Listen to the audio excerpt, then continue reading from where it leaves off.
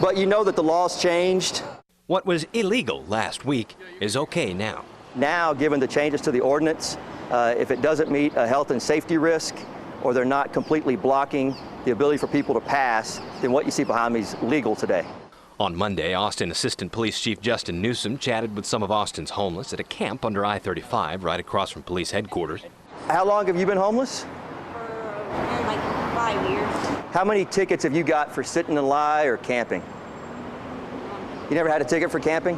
After a controversial decision by the Austin City Council last month, now camping, sitting, and lying down is only a violation if someone is blocking a pathway or putting themselves or others in some sort of danger. Asking for money is protected under First Amendment rights, but any sort of aggressive behavior is still against the law. The video of downtown you're seeing is not from the archive. It's from Monday morning. 6th Street, used to be a lot of fun, but I'm getting asked for money everywhere I go. Jeff Silverman is visiting Austin from Fort Worth. He says at times he and those he's with have felt fear downtown. I parked my car over here yesterday, and there was actually an altercation between two homeless guys, and they were chasing each other. So we jumped in the car and locked the doors. We'd never had to do that before. Julie Nowlin has owned Jeweled Salon near UT for the past year and a half.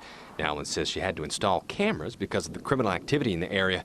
At one point, she says a man police described as homeless walked inside her shop and stole her cell phone. That guy has come back. He's come back more than once. The guy that took my cell phone. So I wouldn't feel safe if people like that were allowed to stay in front. My girls work here late at night by themselves often.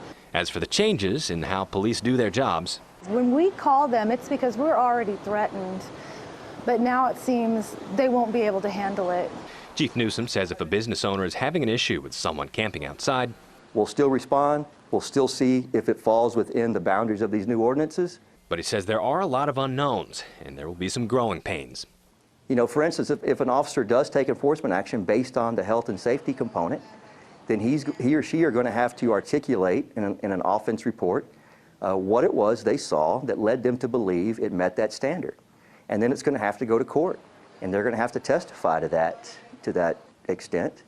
And then it'll be before a judge to see if the judge agrees that he or she feels as though that standard was met.